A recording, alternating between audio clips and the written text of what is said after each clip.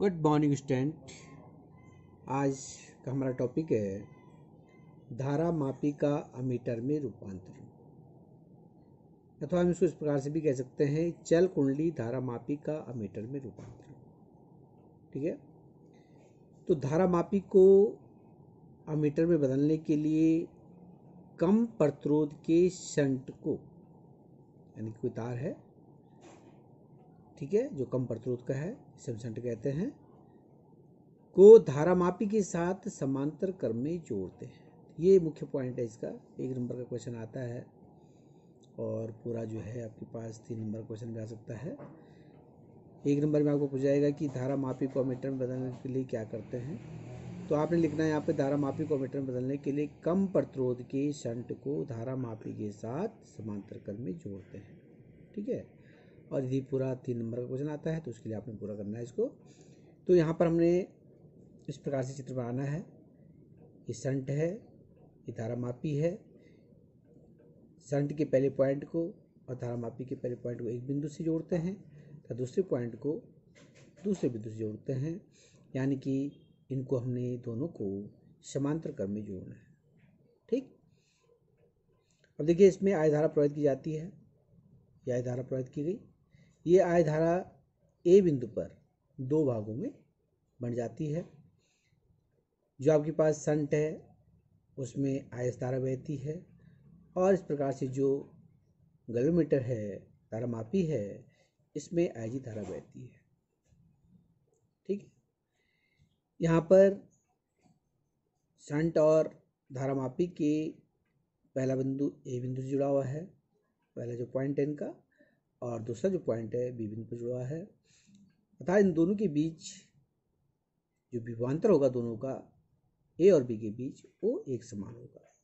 ठीक है, क्योंकि दोनों जो है एक ही बिंदु से जुड़े हैं, क्योंकि ये समांतर क्रम में जुड़े हैं, तो इनके जो बीच शेयरों के बीच जो विभवांतर होता है वो एक समान होगा।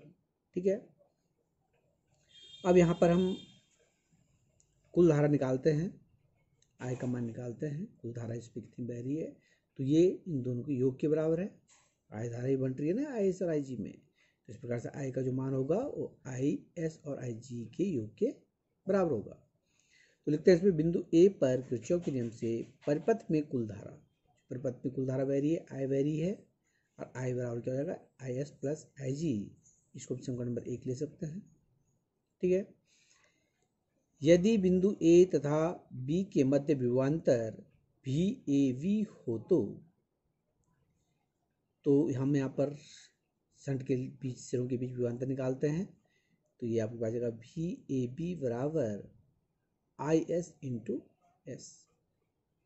ठीक, सूत्र का प्रयोग करेंगे यहाँ पर, भी बराबर आई आर से धारा और प्रतिरोध का गुणनफल विभवांतर के बराबर हो जाएगा। तो निकल के आपके पास शंट के सिरों के बीच विभवांतर।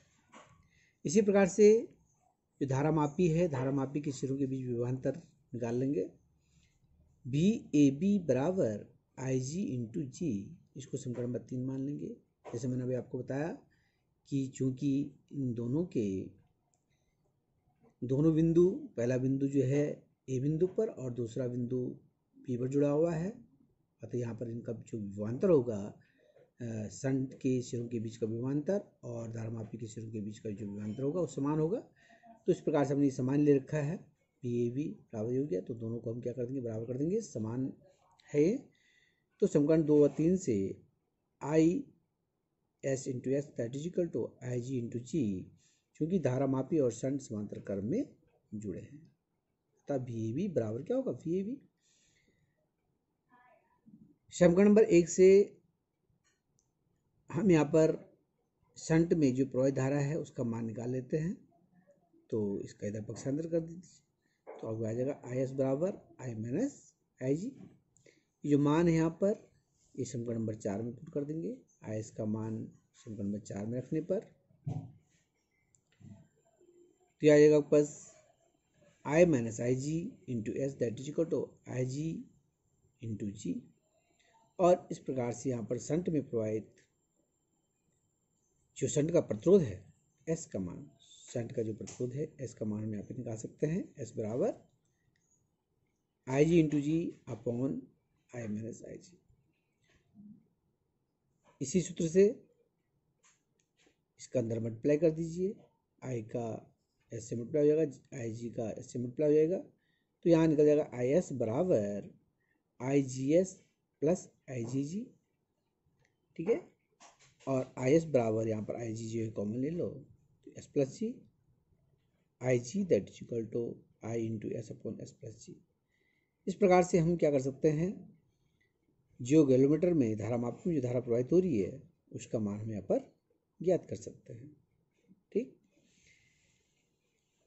जो आपके पास जो अमीटर बनता है और जो आदर्श अमीटर होता है, तो एक आदर्श अमीटर का जो प्रतिरोध होता है वो हमेशा शून्य होता है। ये क्वेश्चन भी पूछा जाता है कि आदर्श अमीटर का प्रतिरोध कितना होता है। ठीक है, तो आदर्श अमीटर का जो प्रतिरोध होता है हमेशा शून्य होता है। ओके।